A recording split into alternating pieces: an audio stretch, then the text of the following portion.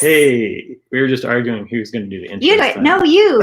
I'm not saying anything. Well, I'm not saying anything. Happy Sunday. Happy Sunday. Well, welcome to Wolf Mountain.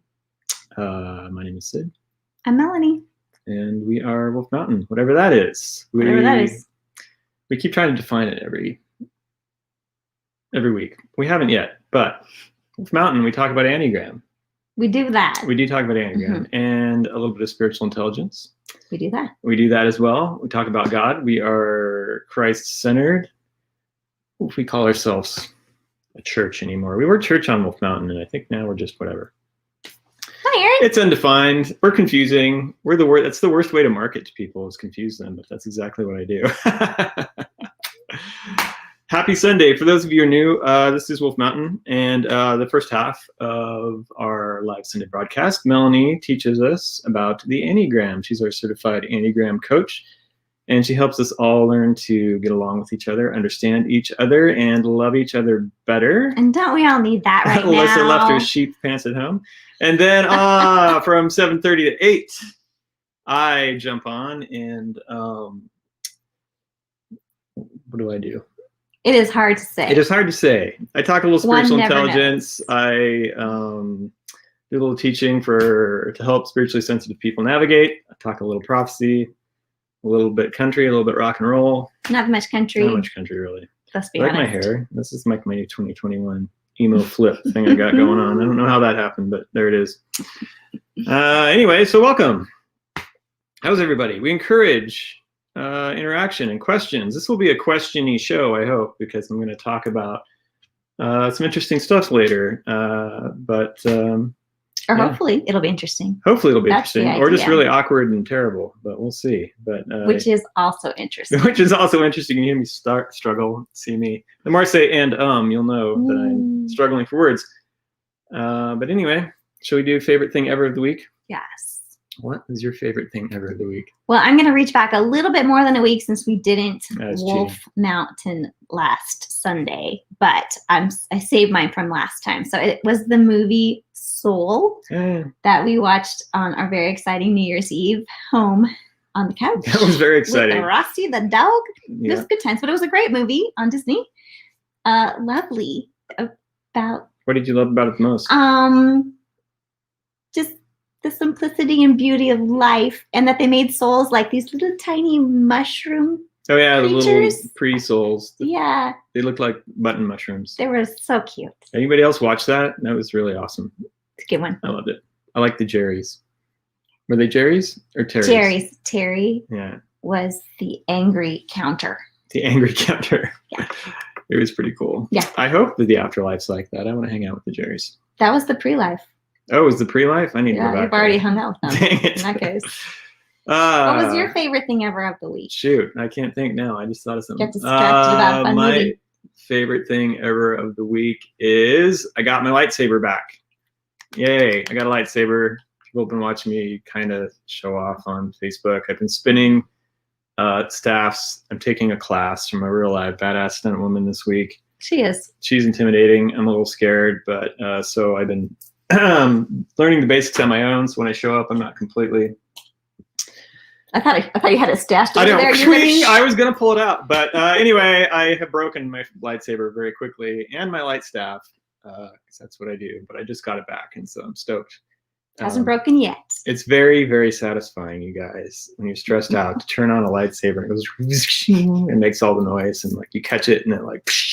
And the dog loves it. I'm very tactile and visual, and it's great. It's a perfect form of meditation. Actually, it is. Like spinning staff, it's very meditative. I recommend it. So anyway, we should probably get on to Enneagram. Yeah. So we have a lot to talk about. We have to talk about 8s, right? Yes, 8s. Oh, and hi, The Wendy. 8s. Wendy, Alyssa, Aaron's here. Bente, I never do that. Hi, folks. Joe's here from Botswana. I want Joe from Botswana. That'd be neat. Oh, by the way, we have very high tech. So I look at comments. If you see me looking around, I've got like 20 screens around me, and not really. I've got 3. 4. That's an exaggeration. But some comments show up on StreamYard and some won't. So to get everybody, we have our high tech screening device in our hand, aka iPhone. So that's why you see me looking around. I'm not texting people. Well, I might be, but I'm also looking at comments. But it seems to be working. I'm pretty excited. Yeah, that's good. Go StreamYard. Sweet. All right, so the Enneagram 8 Okay. is the Enneagram Eight. that I tend not to get along with right off the bat, but I love my 8s. But Yes. we'll talk about that later and why. Yeah. Is it time? Time, go. Time. Okay. We already ate up 6 minutes of your time. Okay. So Enneagram 8. Enneagram 8s. The challenger. So 8s are the boldest, most energetic, most larger than life, the largest personality types. That's very Enneagram. articulate. Yeah, I was trying to think how to word that. We're starting out to a good Take start. 2. We do have Enneagram 8 in Star Wars. So okay. We want to go that route. Yes, I haven't even seen it, so let me lean over and you can put it on the screen. Enneagram 8 in Star Wars. We've been found out that someone broke down Enneagram in Star Wars. We're very excited about Opinions that. differ, but So there's some pretty good ones. Yeah, we got a bunch of them this week. Ray. I kind of disagree with this. I'm not sure I would say that she's an 8, but maybe. What do you think she is? I don't know. You don't know? Well, you have a lot of help. Yeah. All right, let's move on. I don't know, but she's not. I How don't think she's as like Kylo Ren and Kylo Ren is more he's an obvious. Well, I think he is more of an 8, but an unhealthy 8. And Leia's probably more a healthy 8. Maybe he's a 4 with subtype. Like me. I don't know. I would be Kylo Ren, unfortunately, probably if I was in Star Wars. Okay. And Darth Vader. Of course. Clearly would be an unhealthy 8. Yes. Yes, that goes without saying. And more currently, Mando. Yes. Darren Jin. Yes, look at him taking such good care of baby Yoda. That is one of the best traits of 8s. Yes, how they protect the weak. Mm-hmm. Yes. If you're weak, it's good to have an 8 around. Yes, it is. As long as they love you. And one of my personal favorites, Cara Dune from The Mandalorian. Do not get on her bad side. She is a brick. That woman is actually an MMA fighter. A former. Mm-hmm. So definitely Beast. an 8, yeah. Yes. She's awesome. All right. There we go. Okay. Star Wars name. All right, everything relates back to Star Wars somehow. Really. Kylo's a 4. I agree. I think Kylo's 4. Hey, Mary. He is pretty emotional. So you guys make a decent case. He's a 4 with subtype 8. He could be, well, I don't know. You still have that verbiage wrong, but it's okay. What am I saying wrong? It's not a subtype 8. It's a sexual subtype. Oh, well, I was trying to keep it a family show. Or intimate. One-to-one. All right. Yes. Anyway, that's another topic. So carry on. Yes. So here are some things that I'll read through. And if these resonate with you, you might be an 8. You might be an 8 if. The Jeff Foxworthy version, you might be an 8 if.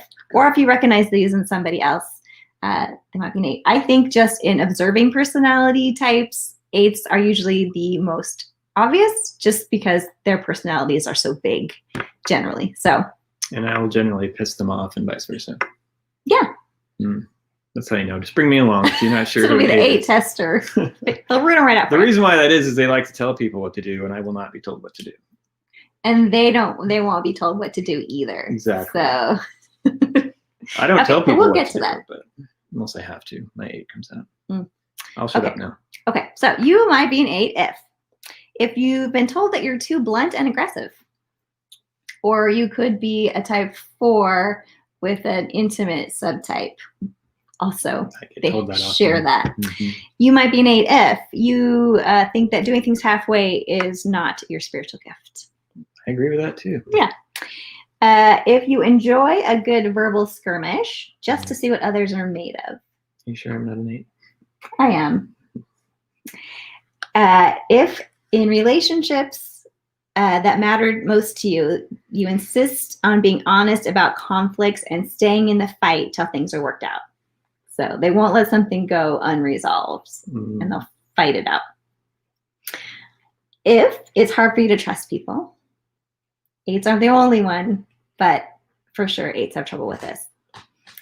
If justice is worth fighting for. Mm-hmm. If you can sniff out other people's weaknesses the first time you meet them. A gift that can be abused. The gift that keeps on giving. Yes. Or alienating. Yes. If saying no isn't a problem for you, No. it is a problem for me. If you welcome opposition, bring it on. Bring it. Bring See, I like the 8s. I should say I don't get along with 8s right away, but when I'm friends with an 8 and we're getting along, it's like, yes, agree with a lot of stuff. Yeah. Mm-hmm. Let's see. If you make decisions fast and from the gut. No, I do not do that. Yeah. If you don't like it when people beat around the bush, you just want them to be direct. Hallelujah. If you're wary of people who are super nice. Bente says each one of these scares her. Is that because that's you, Bente? Or yeah, tell us more. If when you walk into a room, you know immediately who has the most power, they have a good radar for that kind of thing. The guy with the lightsaber. Actually, When in doubt, it's the Jedi. Yeah. If you don't have much respect for people who don't stand up for themselves. If one of your mottos is a good offense is better than a good defense. Strike first. Strike first, ask questions later. Yes. If you don't let people mess with the people that you love. If you know you're respected, but sometimes you want to be loved. If you have no problem confronting a bully. Oh, Bente says she's intimidated by these. Are you a 9? That can be scary. Are you a 9, Bente? I think maybe you're. If God wanted people to wear their hearts on their sleeve, he would have put it there. I don't have my heart tattooed on my sleeve, but I have animals of various kinds. And under your tough exterior is a tender, loving heart. Aww. I like to say they have the soft and squishy middle. They're like a fig Newton. They're crispy on the outside and squishy on the inside. Yeah. So Bente says she feels the opposite of it. You might be a 9 then, which we're going to cover next. Next week we'll talk about 9s, which are very different than 8s Peacemaker. in most ways. Don't like conflict. No. Well, those are very interesting traits. I have a lot of that in me. Yes, you do. It's in your tri-type, and we'll maybe talk about tri-types more another time. Not tri-tip, no. Tri-type. Anyway, so more about type 8. So their core fear is of being controlled. So 8s don't have to be in control, although they often end up being in control because they are natural leaders. But they're okay following someone else if it's a good leader that they trust, but don't try to control them. So they love masks and restrictions.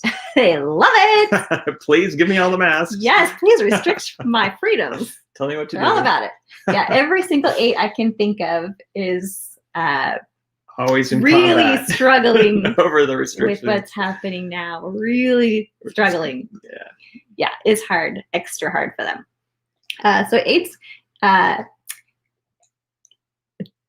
in general, do kind of better working for themselves. So as an employee, they can be tough to manage because they're just better be sure very strong-willed. Yeah, so they need strong leadership. They need clear direction and clear feedback. And 8s will often be really surprised at how they're received.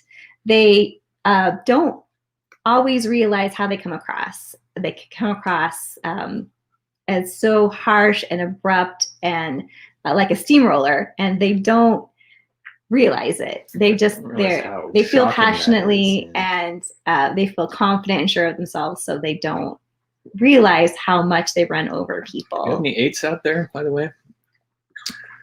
Where are 8s at? So isn't that the funny thing we said about 8s is they just want you to get to 8s. They don't really care about the rest of it. Right. That's so the 8s should be watching now. So they had to suffer should. through all the number. Other ones. Yes. Yeah, so we can talk a little bit about wings. So an 8 can just be straight up 8, or they can have a 7 or a 9 wing. And I guess some examples of 8s just in culture and history. So the most, well, let's just put it out there. The most apparent 8 right now and currently would be our president. The big T. Would be Donald Trump. And love him or hate him, he is not in a healthy space right now. So a healthy 8 is a beautiful thing, and an unhealthy 8 can be a dangerous thing. So for the 8 themselves and for those around them. So unhealthy 8s can be heavily invested in vengeance. So 8s in history, Stalin, for example, or Martin Luther King Jr., Mother Teresa. So 8s can really be amazing Stalin leaders. or Mother Teresa. Yes. So it really runs the whole gamut. So they are very powerful people. So it's important for all of us that our 8s in our world are healthy, because they can accomplish so much. And we've got also cause so much destruction. Amber, every ex-boyfriend of mine ever, I need to say, all we did was fight.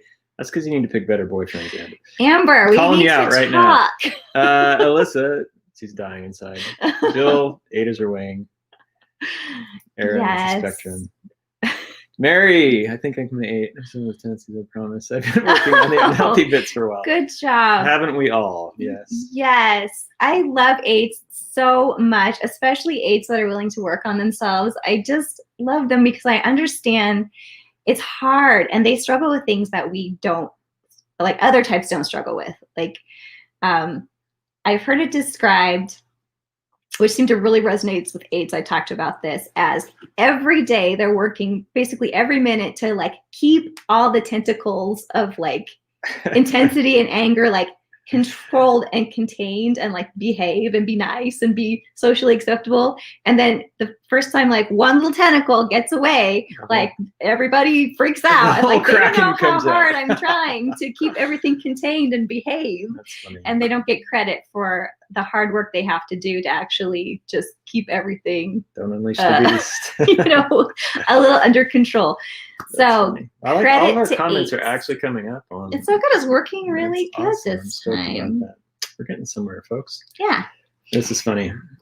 Okay. So, we're moving back to our wings. Okay. So, Mary's a feeler 8. Oh yeah. So one thing about 8s, you should say 8s relate to animals and children more than other adults. Yes. So I think this is a lovely thing about 8s is so they can be offensive. Because they're so blunt and direct.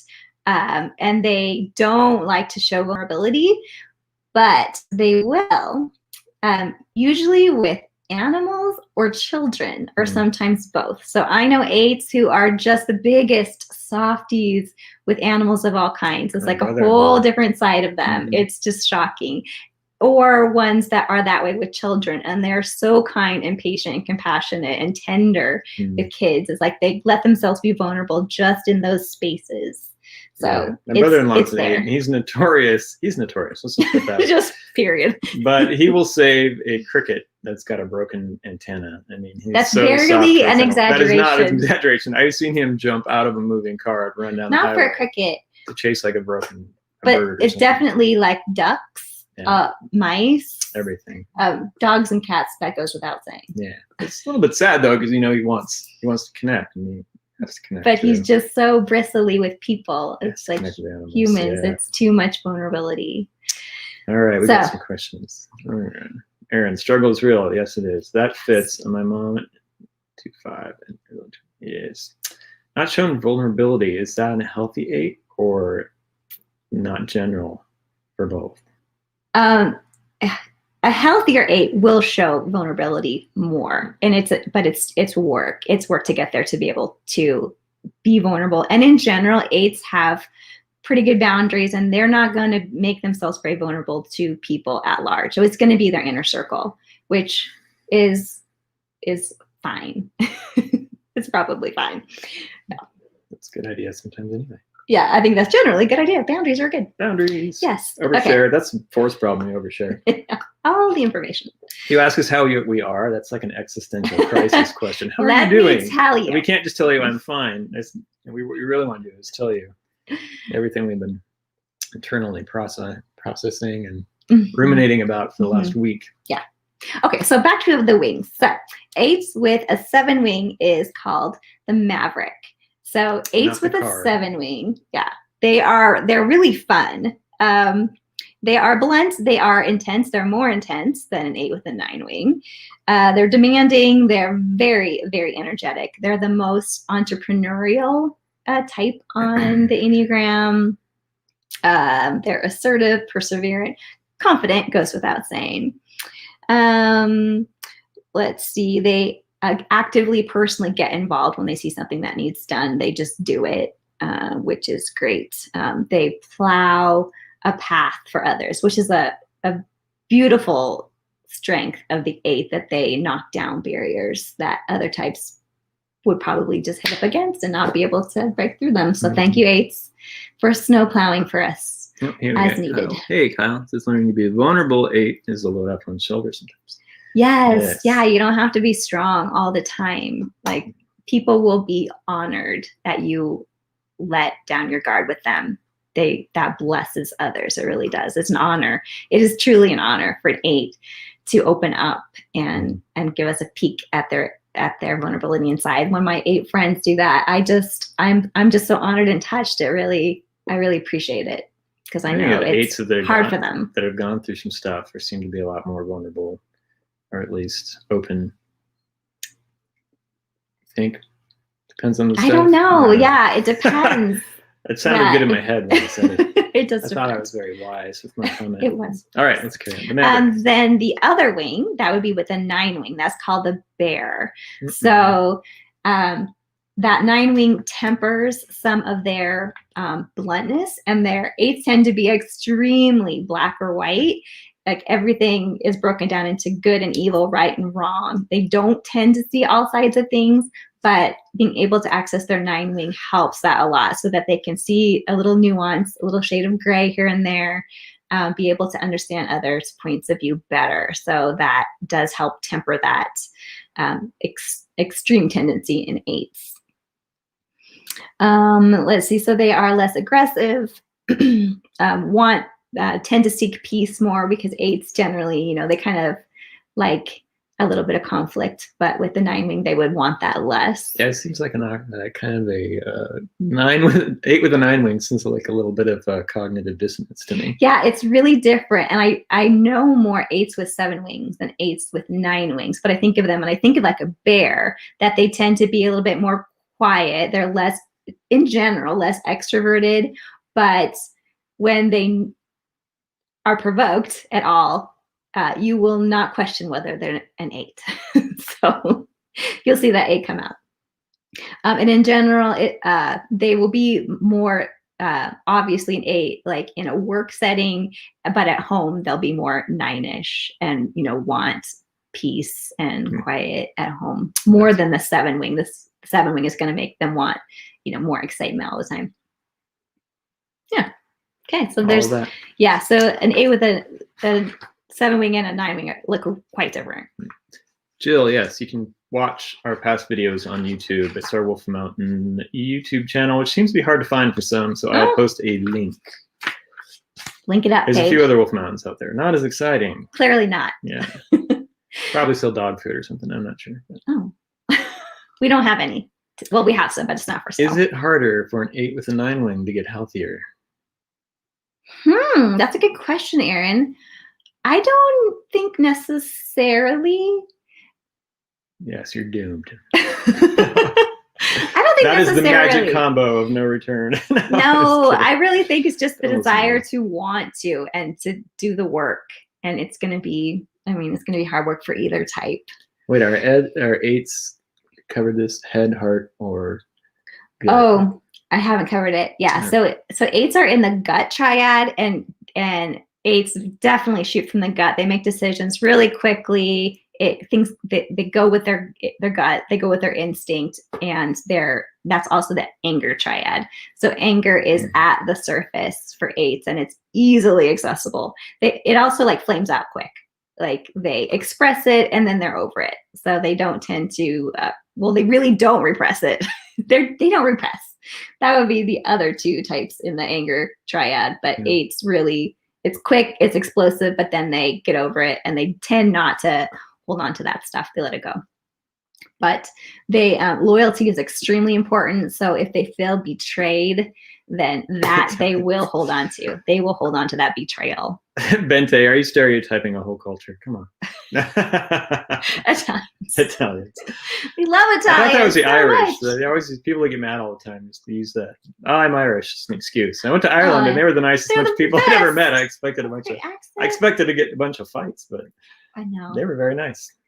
So this is my favorite type 8 pun, is that there's an expression when 8s are not being their healthiest, it's that they're being an 8-hole. 8-holes. Don't be an 8-hole. With all the love, 8s, don't be an 8-hole. And it's important to be able to laugh at ourselves. Can you say that to your 8 friends? Hey, you're being an 8-hole. I think so. If you want to suffer the consequence of calling them an 8-hole. If you've established that relationship, and they know you're loyal, that you love them anyway, I think you can get away with it. Yeah. Okay. All right. So directions of stress and growth. So in stress, 8s will go to the low side of type 5. So they are going to withdraw. They're going to, our friend who's an 8, when she, in stress, she calls it rolling up her window. So she basically just like figuratively rolls that window up. She's done. She's not interacting with you anymore.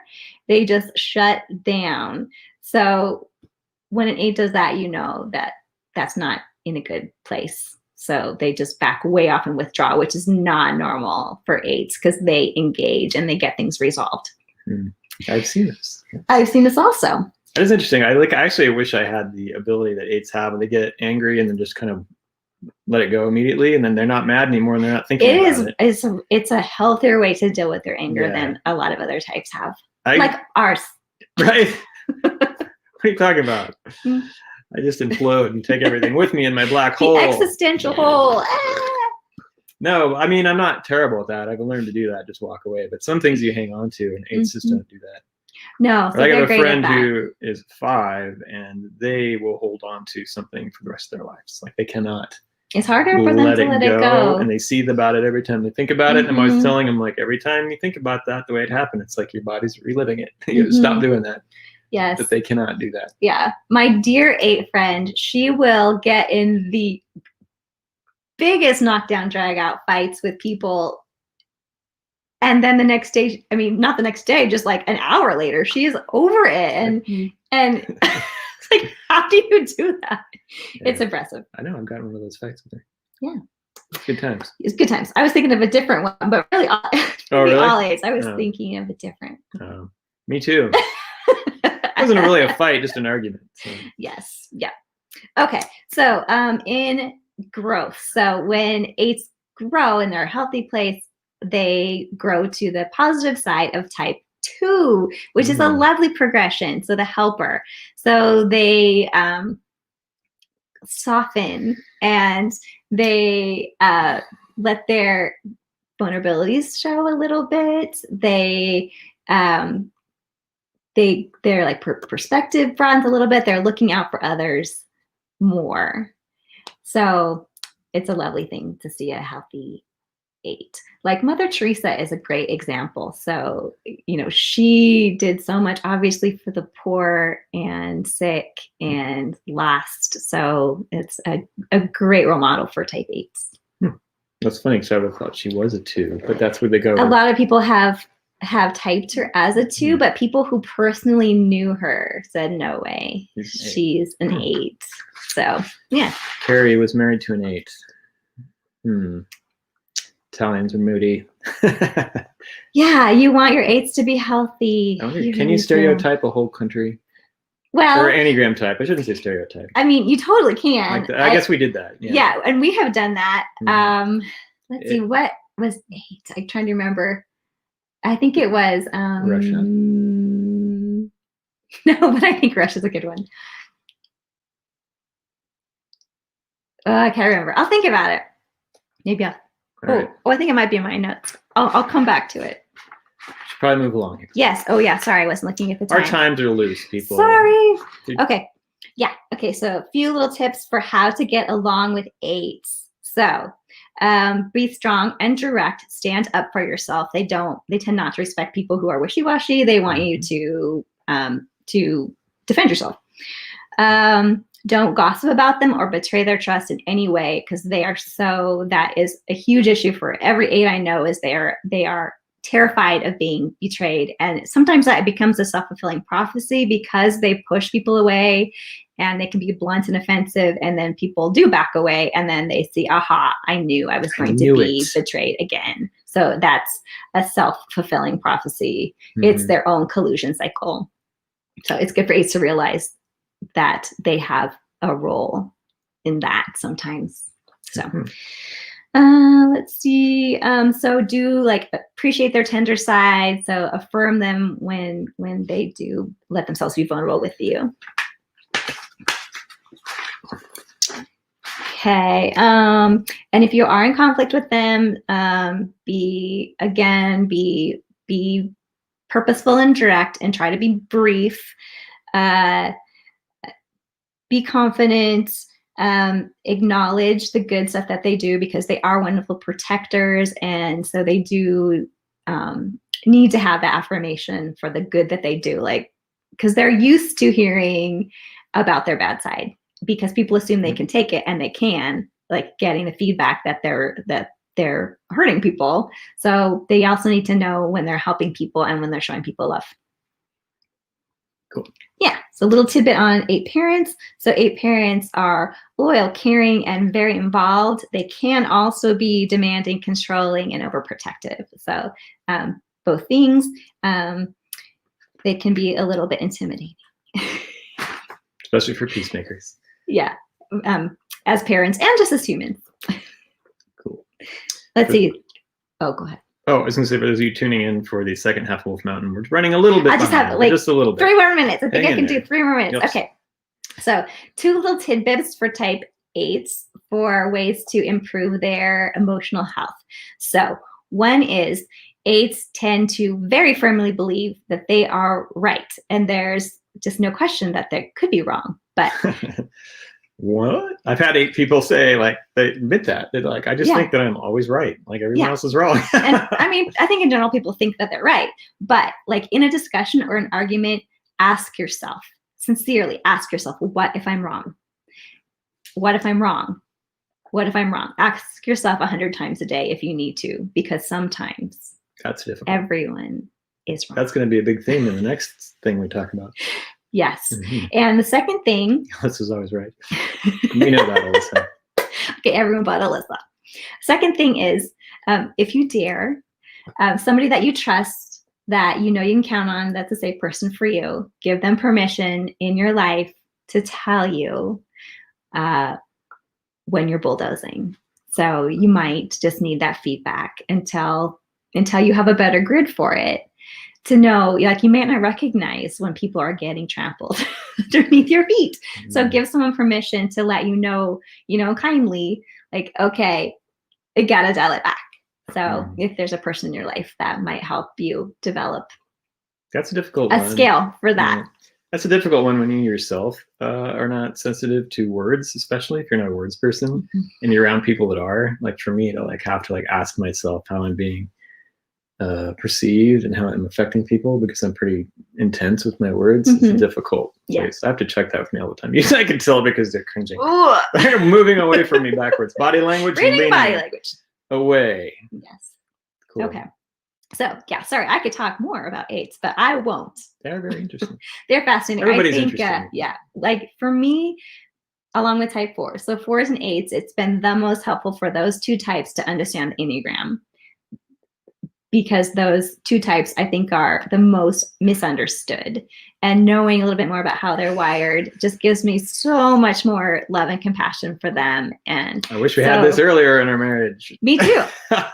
So if you have 8s in your life, or 4s, or any other type, it is so helpful to learn about the Enneagram and how and why people behave the way they do. And it'll give you more compassion for them, I promise. Cool. Right on. Okay. All right. Well, that was great. And any questions? Too late. We're moving on. If you have any questions for Melanie specifically about Enneagram, you can message her. You can message me, or if you still comment on this, I'll try to go back and look at the comments and reply more. And she does do Enneagram coaching. Are you still doing that right now? I am doing that. Sure, I can do it online or like on Zoom if you're away. And she's not busy running the universe. She does Enneagram coaching. The universe is managing itself. No one's listening right now. Just fine. Just letting them manage themselves. That's what's happening right now. You're not running the world. Look what's happening out there. Everyone needs a spanking. Or a timeout. Or a timeout. I still want to print my shirt that says, I'm sorry what I said in 2020 or how I acted. And now we're going to have a 2021 version, apparently. I hope not. All right, we are going to take a 30-second break so I can get my little noties out here, and we will be right back. Be right back. With stage 2, second rocket coming off. Be back in 30.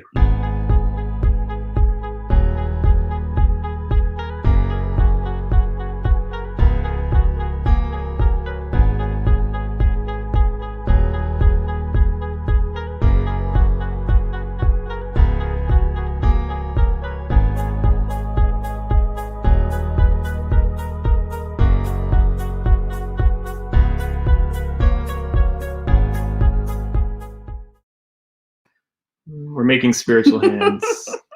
We're very spiritual.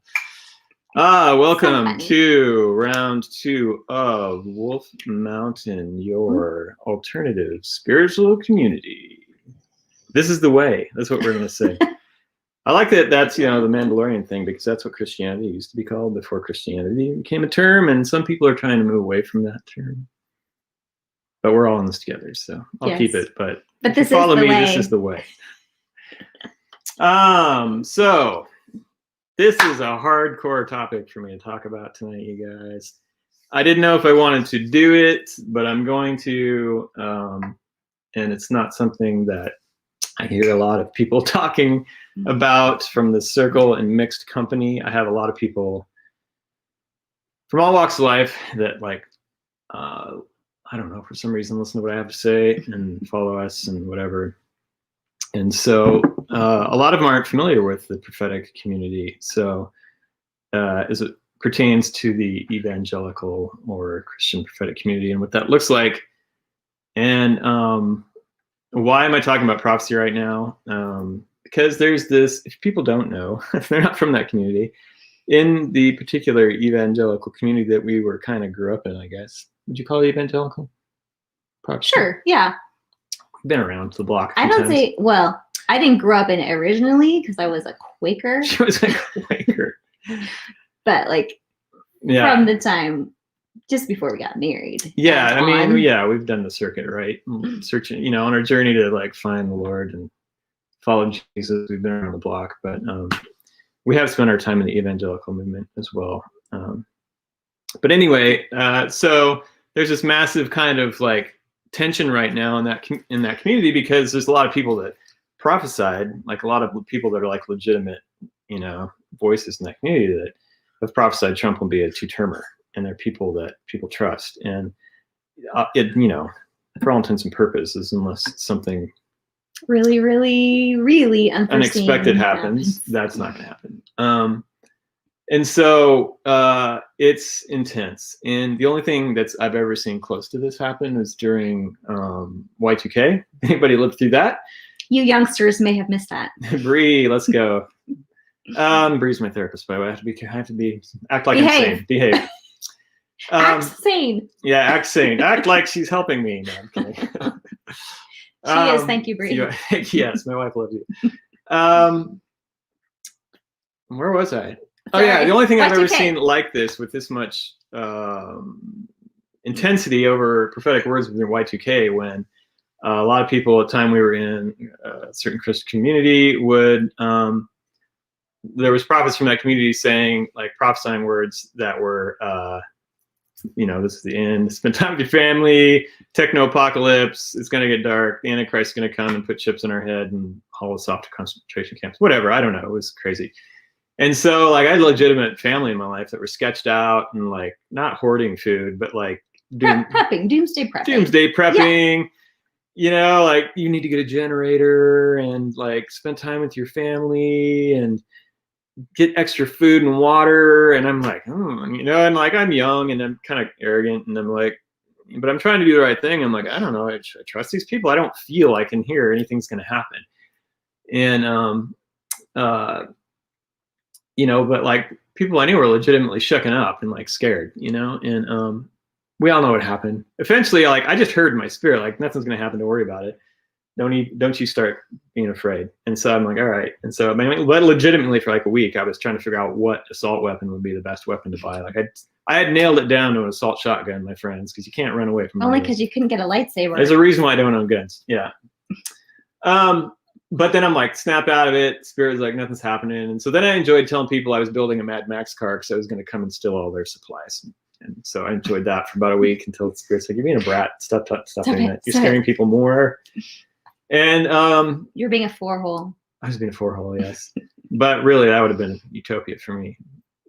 Really, Mad Max. No, stop wishing wasteland. for the wasteland. The wife always dies. Stop it. No, that's true. That's not good. So anyway, though, Y2K came and gone, and nothing happened. And nothing happened. It was the least eventful zombie apocalypse ever. Yeah, people had extra food sitting around. But the tragedy was these prophetic voices freaked people out. I mean, just the people that had written books. They were respected in the community, and it just made me sad. I'm like, I don't know if I can trust these people anymore, right? And I are one. And that's the only thing I've ever seen that was like this. And so I'm not making statements one way or the other, like there's people, not cool for sure. There's people on both sides of the equation, right? Like this is going to happen. And it's very interesting when prophets disagree. And there's people right now apologizing for getting it wrong.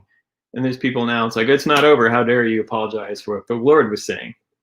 But I want to let everybody off the hook with this statement before I dive into this, is that if God prophesies something through a prophet, it cannot not happen. No matter how much people pray and dance around and do worship things and whatever, a lot of people think that since these words didn't come to pass, that somehow like darkness won, and it's doomed. And it's like, if someone prophesies a legitimate word from God, there's no way to stop that, because God's the creator. When he speaks, it creates. That's how everything here came into existence. And so it should take the pressure off everybody. I think there's this unspoken belief in the church that like prayers power up angels like magic mushrooms in Mario Land, but that's not true. Which is a fun visual. It is a fun visual. But angels running around, do. There's a prayer. And really fast. Now I can fight harder. It's like, no, you don't power angels. God does. The more sobering thought is the darkness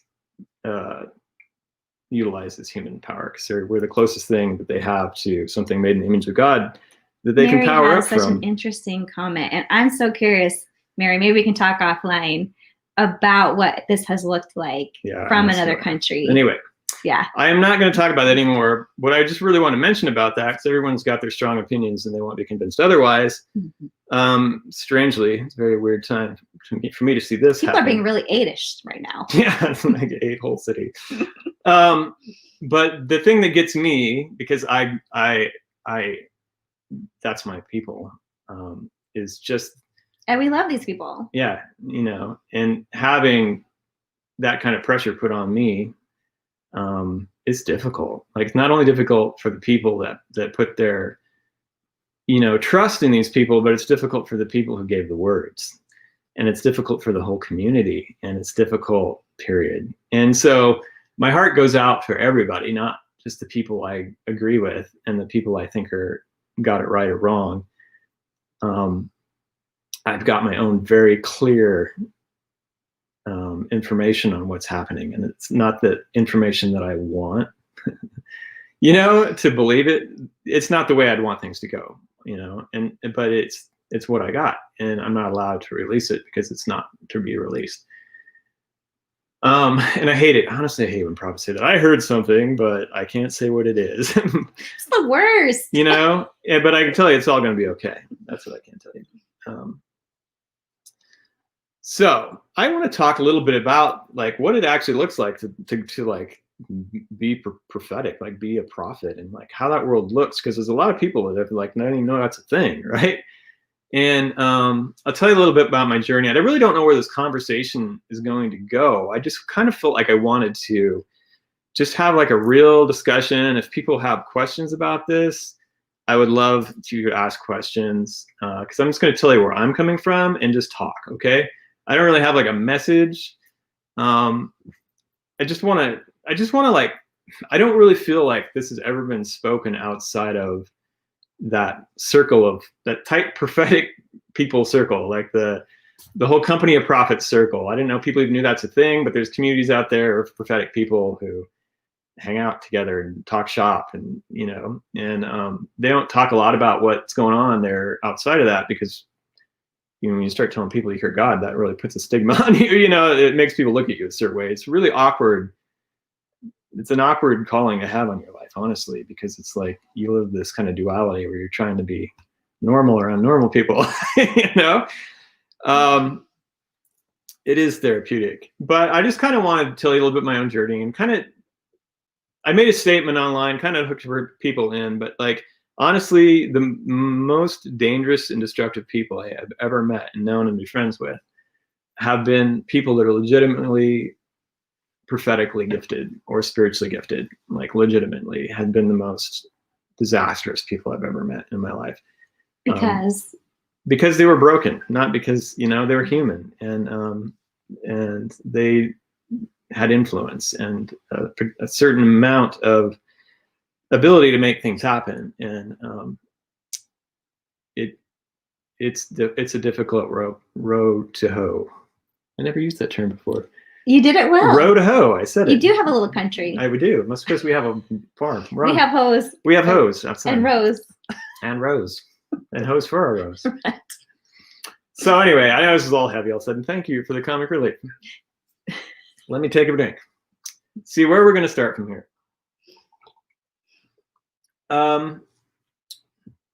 Let's just talk about how somebody ends up in that position of being called a prophet that people listen to. Like my story up to 2008 was,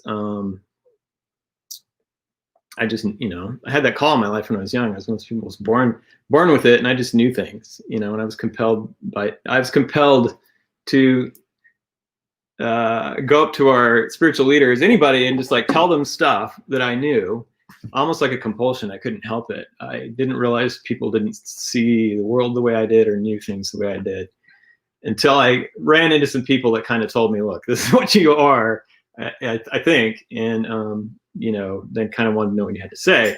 And so I literally would go to, like, we're in these small churches. I'd just get these burdens on my heart to go talk to our pastor about things that were going on behind the scenes that I, at that young age, had no right to know or whatever. And then it ended up, the thing would happen, and it was pretty weird. Like, for a long time, I didn't really think much about it. And then it's just the way my life was. I was always that way. And then about 2008, I kind of went through some major, like, I come from a pretty broken background. My parents divorced when I was 2, moved like 21 times by the time I was 19, grew up super poor. I was like no one of consequence, right? And super creative, always the awkward kid in school. When you have that gift, you're pretty awkward. Didn't trust people, pretty much a loner. And it was a lonely place. But around 2008, I just had this, like, I was going through some major depression and got some major healing. And all of a sudden, that world just unlocked to me like crazy town. And I literally, it's like overnight, I felt like I could see all the way to the East Coast. And like, we live on the West Coast in the States. I mean, I just could think super clear. I knew things, I dreamed things. I got information. The spirit started talking to me really clear, in a way like amplified on steroids that I'd never experienced before. So that's weird. It was. Yeah, right? I couldn't function. And I mean, I was used to that, but not at this level. Right. And so that's a weird place to be, and I was already a believer in Jesus. And so I had a paradigm for what was going on, but not ready to carry the weight of all the information that I was getting. And so I had this interesting experience where I wasn't in that culture at all. And the culture I was in didn't really have a paradigm for it. So literally the Holy Spirit came and was teaching me week to week. You're just going to have to take my word for it. It was like one of the most amazing 2 years of my life. I wish I could live there every day. I could care less about people. All I wanted to do was like go home and hang out and do art and sleep, because I dreamt a lot and it was great. And but then I started, like, things just started manifesting around me in a way where people, I couldn't help but like teach people. I couldn't help but like have information for people. And it was weird. And so I literally we agreed, I was like, I need to take, and I felt like it was a prompting of the Spirit that I needed to take a week off I didn't know how long. I thought maybe 6 months, a year off work and figure this out. Like, and 12 years later, here I am, and so I've literally done nothing for the last 12 years, but like grow in this, search this out, investigate it, go through all of the channels in the community I was in, the church I was in. I've had mentors from this side of the extreme to the other. The red light until you get a green light. We're going to go off in, like Mysticalville, all the way up to cross every T, dot every I. So red light till you get a green light. Yeah, red light until you get a green light. And a lot of trauma and joy and tragedy and learning and hard things and valleys of the shadows and all those things you go through. Human in between. fallibility. Yeah, and being a 4, good times. So hopefully I'm not losing here. I'm doing a build up here for you guys. So everyone's quiet now. There's not so many like witty comments going on, is there? Talk to me out there. You guys listening to me? I'll take a break. And then why I'm talking about this is I kind of want to give you an idea of what kind of journey like someone goes on in that arena, because the prophetic culture that's popular I'm just going to talk about the West Coast. It's really the only place I can really speak into. I've spent time in the West Coast prophetic culture. Aaron says they're here. They're here. Oh, good. It's interesting. It's good and it's interesting. So, so personally, I had to get under control myself as a human to be able to function in that kind of a gift, because it was powerful. And like the first thing that I remember the Holy Spirit really getting under control in my life was my words. I had a really bad habit of cursing everything, like speaking death on everything. And I literally got scolded like a parent one time that scared me, top like fear of God scare, where Holy Spirit told me, I want you to stop doing that. And I listened for about 2 weeks because I was a pro at ripping people apart. That's what I did with my prophetic gift in reverse. I would find people's weakness and then pull it to the surface and use it to like, that's kind of a defense weapon. Bad prophet, bad. And so I had this habit of looking for weakness in everything. And then I remember one day, like the second time, like a month later, I was like, I don't know, something come over me. It's almost like a power, and then you start tearing things down. I remember the Holy Spirit was like, she's like, I told you to stop that, especially you. And it was scary. It wasn't like, I'm going to strike you with lightning. It's like, this is serious, kid, And that's the way it's been with me. It's not like it's been super fun, like, because I'm so, people don't get that gift because they're like a great, like, they're amazing. It's a gift people get, like the ability to play guitar really well or paint really well or whatever else. Some people are just born with these things, and it doesn't mean that they are inherently holy or righteous. It's a gift. And so that confuses a lot of people, because someone's got, a spiritual gift. And I'm going to use mixed language here. So if you're not used to hearing some of the terminologies or angles that I'm using, it's because although I come out of the evangelical culture, it's not necessarily where I've spent most of my time, and I speak more of a mixed language than just that and use different words, but they're all the same. Just same definition, different words. So if I use empath or clairsentient, or discerner, it's kind of all the same wheelhouse.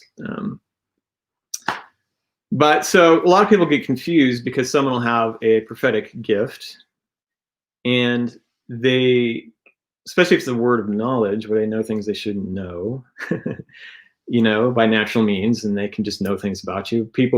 They'll have people's trust because they think, oh, that person knows God, can hear God, I should listen to them.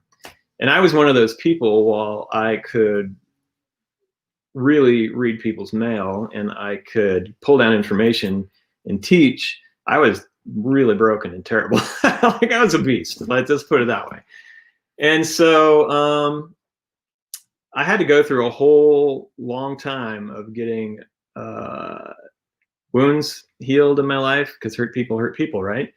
And my lenses changed to see how God sees people, because he loves everybody like a child. I didn't look at everybody like somebody that God loved. I looked at everybody like an us versus them. And if I thought I liked somebody, they were worthy of what God had to say. And if I didn't, they were a them. And God doesn't see people that way.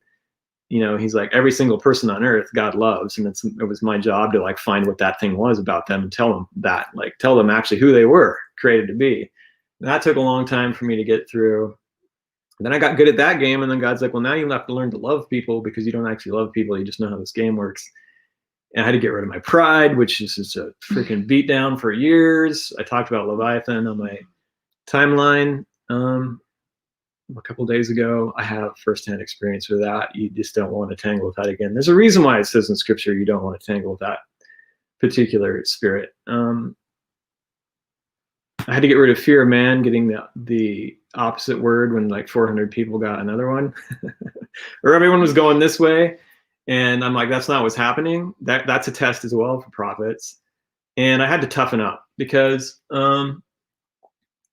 it's like, it can be heartbreaking when you know stuff and people go that direction anyway, or you see something coming, or it can also be really ecstatically joyful too, and like amazing when you know something really good's coming and people aren't, even if people aren't ready for it, they don't receive it, or they're like, that's not real. And you see it and it's like, wow, this is so fun. I love it. So it is like an emotional roller coaster to be in that situation. And for those of you who don't know, like, how do you get into that situation these days? So it's kind of like you have a gift, you're in a community, people recognize it, you get channeled to the, you know, there's prophetic schools that actually teach people how to navigate the whole thing. And like, you know, Bethel School, Supernatural, there's others out there that are like really specialize into training people up into that, you know. The Mission out in Vacaville are really great. They're a prophetic company of just like helping people navigate that and then like move them into the areas. And so there is also like just people that have strong prophetic gifts and people that are called to the office, which is more of a governing, more of authoritative place to be. And that's harder yet, you know, because you get different information and it's bigger. It has more impact. You've got people following you and looking at you for guidance. And there's a lot of pressure because honestly, it's a whole community full of people, and it can get competitive, and there can be pressure on prophets to almost to turn them into fortune tellers or fortune cookies, you know. And I see this a lot, especially with the new wave of, I saw, you know, I don't know, like a few years ago, it started happening this way, that it started to get to this thing where like people would go through the school and they'd get their identity and someone would stamp them with prophet, and they'd go get a, you know, online presence, and all of a sudden it felt like they had to have things to say every single day, you know, or they'd lose their followers. And it was like, that's not a good trend, you know. And so it's a very weird world to navigate as a person who claims that they hear God, and then they're put in a position where people are like, you do hear God, and we trust that you hear God, and we're going to call you a prophet, and here you go. Tell us what God's saying. And there's a lot of pressures on people like that. And it's really actually obnoxious when people know you that way, because they're always coming up to you like a fortune cookie machine and like, what's God saying? What's God saying to me? What do you see on me? What are you seeing right now? You know? And I just got to the point where even if I did like, or like, here's the other thing, you'd be in somewhere, church, and people know that you're a prophet, and all of a sudden there's a silence, and everyone like, does anyone hear God say anything? And everyone stops and turns around and looks at you like, what's, you know, like expecting you to say something. And I would just go out of my way to say, God's not saying, I'm not talking, you know, because that's a test as well. But it's a very weird world to navigate. It's very weird. I've been through all the pressures. I've done all the things. And I think that the modern prophetic culture, where are we at? The modern prophetic culture has turned a weird corner. And it's already 8. I'm going to talk about this a while. I feel like I need to talk about this. So you guys can catch this later on Wolf Mountain on our YouTube channel, or keep listening if you want. So I'm going to talk a little bit longer. But unfortunately, I think like the prophetic culture has been amazing. You know, it says in the Bible, everyone should prophesy. So basically what that is saying what God's saying and then releasing it on the earth. But like prophets actually say what God's saying, release it on the earth, and it shifts. things on the earth because what's God's saying. But the difference is, there's some differences. So there's some nuances where we paint everything with the term prophetic. Like if you have the gift of a word of knowledge, you know things that you shouldn't know, or clairsentience, you feel what you have the gift of like feeling, discerning, or like I'm going to say clairvoyance because that's a thing. It's just another term. What does that mean? Clairvoyance is clear seeing. A seer would be a seer gift. There's all different kinds. There's a multifaceted kinds. It mentions a few gifts in the Bible, but I think that people have looked at that as like a definitive list of all the gifts that are available. It's an example. And it's basically one them saying like, look, you guys are moving in all these directions. It's actually not all different spirits. It's actually the Holy Spirit giving you all these abilities. But we've cut it off there. It's like, this is the little small group of things that you can do, but it's way more nuanced than that in my experience. But the prophetic culture is painted it all prophetic. And so I think that actual prophecy has then become kind of a little gray area. Like, what is that? And so I was thinking about this the other day because I really just wanted to address this whole, prophecy surrounding Trump, and to like, I hopefully like give some people take some pressure off that, like, this is what I want to say. If God prophesies something, if he wants to say something really sort of earth, it says he always tells his prophets first. If they say it, it's not their word. It's not their best idea. It's not what they want to happen. It's not foreseeing in the future with in part. It says we see in part. Everything that we see is filtered through a bias of our culture, our understanding, our own soul will get in the way. It's in part. But prophecy, when you actually say exactly what God's saying, it creates, and you can't stop it. There's just no way. You cannot stop the word of God. It's how he created everything that exists, right? Even the devil was created through Jesus, the word. That's what that is. It's the living word that comes out of your mouth that creates. Every single thing was created that way. And so there's this idea that I've felt that people are like, well, if this doesn't happen, then somehow the devil won, or somehow evil has won, and darkness has overpowered God. It can't actually happen.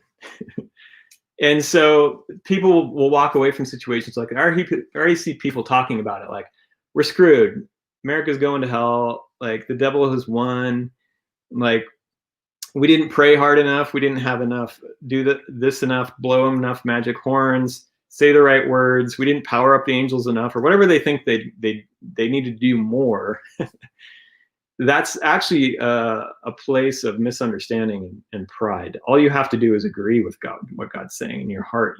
There's nothing you can song and dance you have to do around what God says to make it happen. That would mean you were making it happen. And that's trying to be God, And the problem is that sometimes we see into the future through a broken lens, and we're picking up information, and we bring it back, and then we're interpreting it through our right? We're interpreting it through our biases.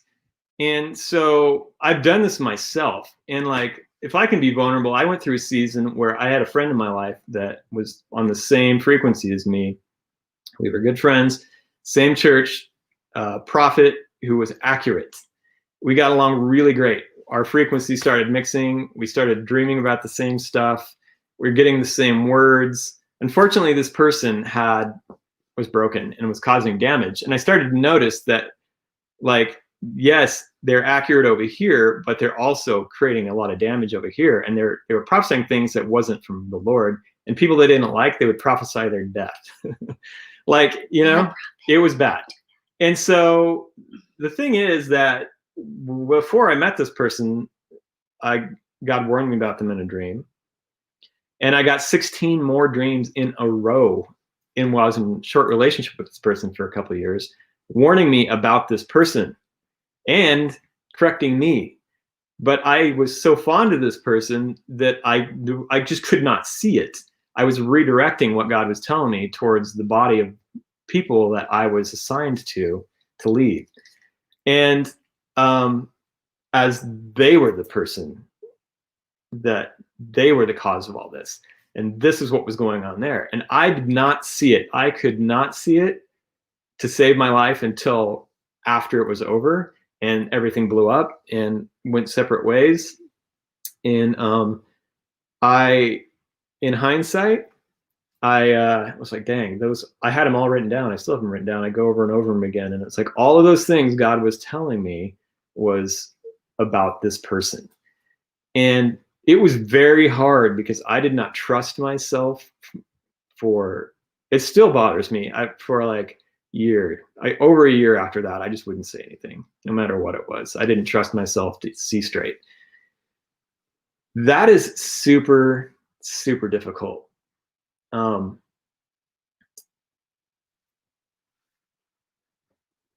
It's difficult, and it's also difficult when you have to say something that you don't want to say or agree with, because it's not going to be popular.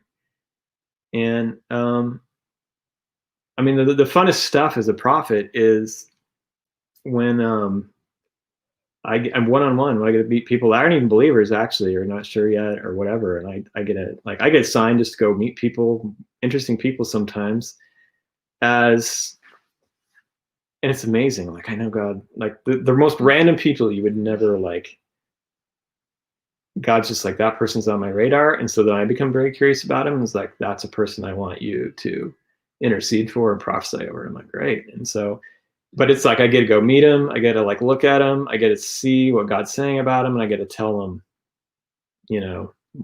what God's saying about him. It's beautiful. That's my favorite.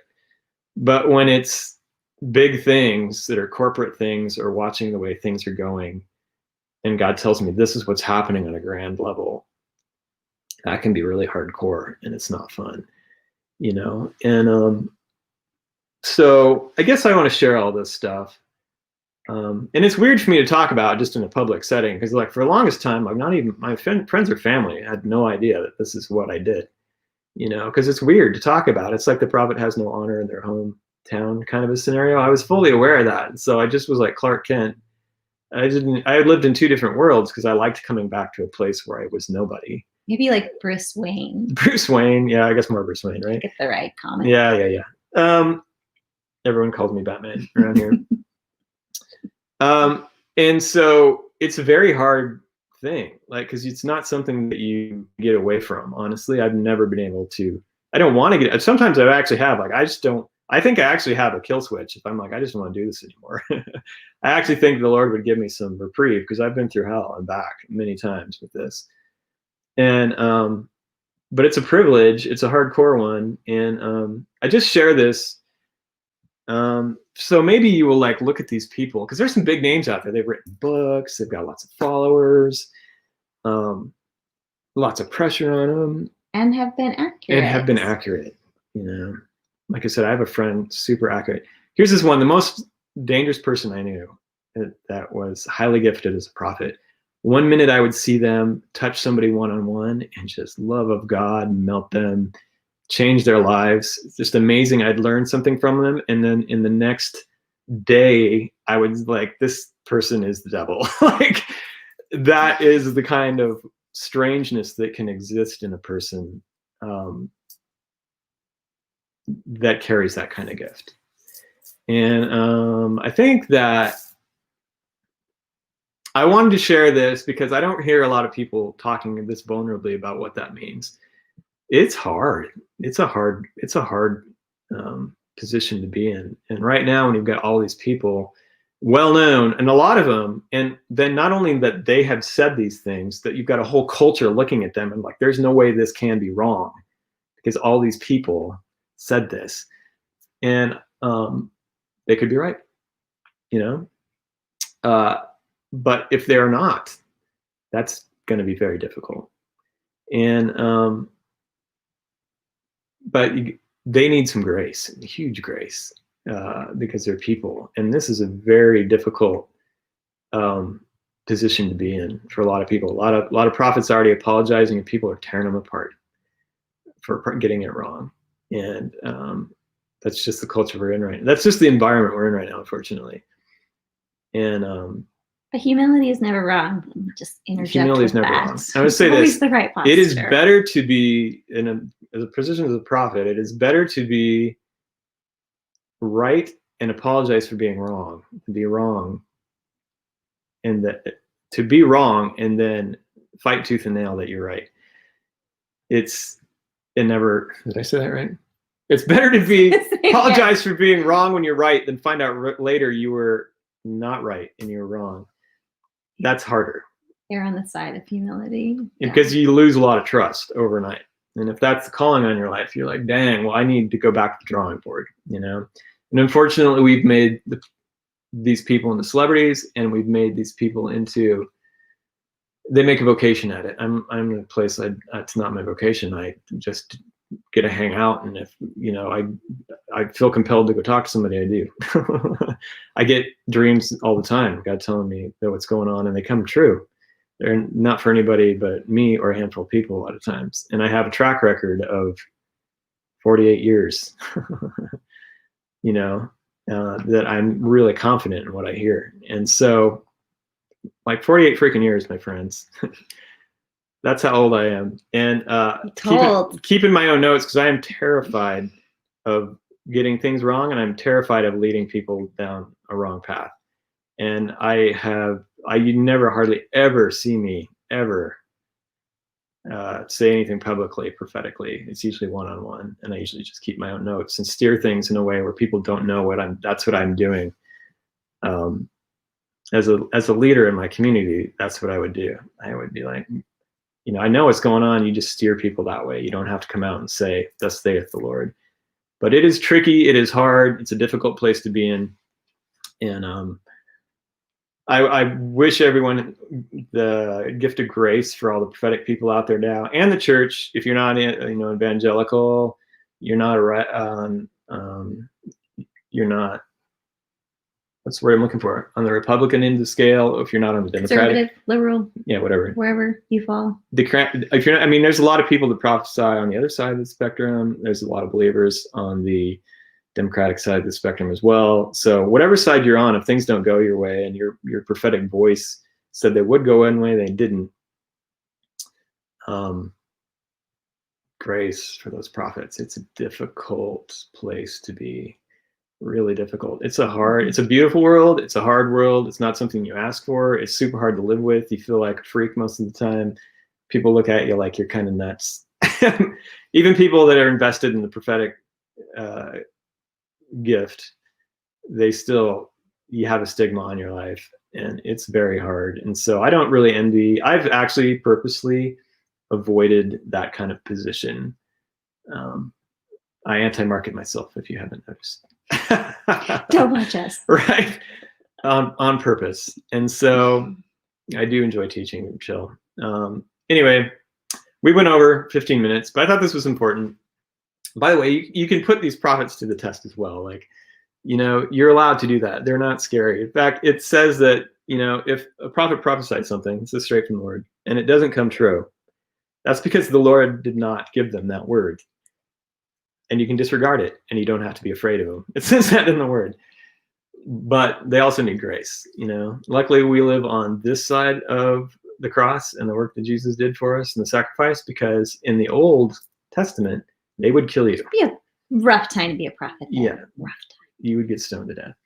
But you look for the fruit around people's lives, that are prophets. You look for measurables to see if they're actually accurate, because there's a lot of hype out there. In a culture of believers, they don't really need evidence because they all believe. But outside of that culture, you need evidence. Measurable evidence. Are they operating in love? And are they empowering you to hear God for yourself and not need them? If they put you in a position, or themselves in a position where you need them, they're not a true prophet, because they should empower you to hear for yourself. And then you can have your own discernment, and you can have your own channel with God.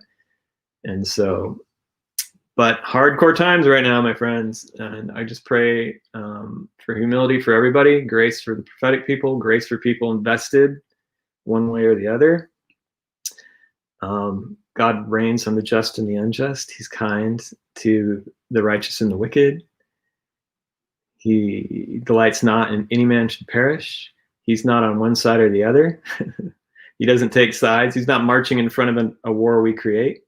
He doesn't belong to a political party. He doesn't belong to a political party. We do it as a prophet. You're highly aware that you do what he says, no matter if you like it or not. A good example of that is Jonah from the Bible. Jonah and the whale. What people don't know about Jonah is why he ran from Nineveh. They were his enemy. And Israel was in a very lofty, prideful place at the time in their secure, righteous standing with God. They were kind of decadent and arrogant and just wanted God to come back, the Messiah, and just wipe everybody out so they could live in paradise, basically. And they hated Nineveh. And there's some evidence that possibly the Ninevites killed Jonah's family. And so these were the enemy of Israel, and God's like, you're going to go warn them that if they don't stop what they're doing, their wickedness, that destruction's coming. And he's like, no way. And he ran from them because he did not want to do that. But he was a prophet and he didn't have a choice. God pretty much held him hostage in a giant fish and barfed him up on the beach and like, you're going to go do it. And so he did, right? And they were like, dang, and they repented. God spared the city, and he was still pissed. He went up on a hill and waited for them to die, And why are you so just, God? Why are you so kind? Yeah, he's like, I knew you were kind and just, and so I didn't want to prophesy these people because I knew that you would spare them. And so Jonah was a 4 for sure, but it was not a healthy one. But that's the life of a prophet. You don't get to pick sides. A real prophet, you get to serve whatever kingdom's in front of you. And one thing that Jesus taught us is that he told Peter, it doesn't matter who's in government. It doesn't matter what government you find you're in. You're pulling from a higher source. You can meet their demands and with surplus and then some. When you're pulling from heaven, you get information from heaven. Jesus could have stood in a 6-foot square if that's what that government that he was ministering under demanded to the people, and still ruled that whole place. And so that is the reality of heaven. Like, it doesn't matter what kind of demands you put on it. A prophet knows that you can meet it, show off, and then some. The perfect example is when people asked if Jesus paid the temple tax. And Peter was like, yeah, we do. And he went back to Jesus do we pay the temple tax? I don't know. And Jesus said this. He's like, look, the temple, right? We are the temple. He's like, the children of the king don't pay the temple tax, do they? He's like, no. You could have left it in that, and they were like, screw it, we're not paying the temple tax. Screw you guys. He's like, I want you to do this.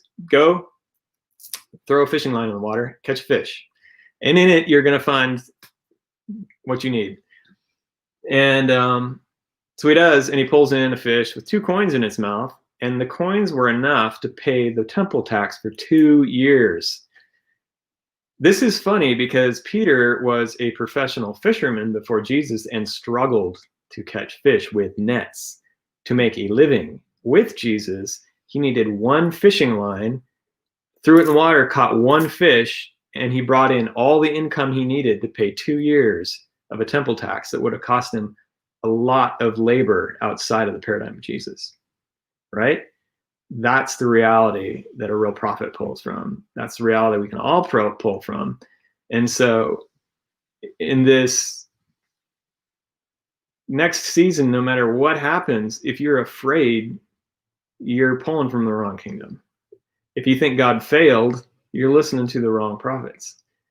God does not fail when he prophesies. You cannot stop it. Nothing you can do. No matter how many shofars you toot, they're not going to empower the angels. I'm sorry. It just doesn't work that way. So there. I wanted to get off my chest because I am a prophet. It's hard for me to say that publicly. I don't like to say it. It's weird. It's weird for me. It's been a weird trip, my friends, my whole life. And but it's not something I can get away from. I am currently not associated with anybody. So you can just you're associated with me. Except for my awesome wife and my killer dog. He's not a killer. Killer. Where'd that word come from? That's so 80s. Sweet. He's a sweet, gentle dog. Yeah. So, don't be like, who did you learn all that stuff from? It's from my own experience. I am recalculating what this means in this season. But God's still talking to me, and it's good stuff, and I'm not afraid, and you shouldn't be either. And every time we're in between ages and coming new season and God's refining stuff, things get freaking crazy, my friends. And so however this falls, God's exposing things that needed to change because our nation couldn't go this way any longer. The world couldn't move this way any longer. He's not about division. Chaos is not, the kingdom of heaven is not subject to chaos. It doesn't create chaos. It creates order. And when Jesus is on board, real power is present. People need weapons when they don't have real power. And I want you to think about that. People need weapons when they don't operate in legitimate power.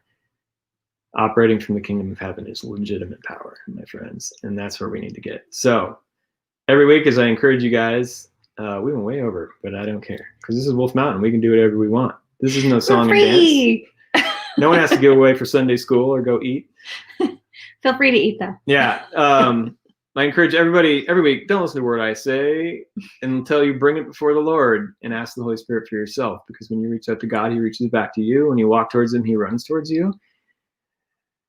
And despite your experience with religion or whatever, God wants you, and he will come to you if you legitimately reach out to him, because that's the way God is, and will teach you. Because it says in the Bible that in the end, when the Spirit pours out on all the earth, you will not need teachers because the Holy Spirit will teach you.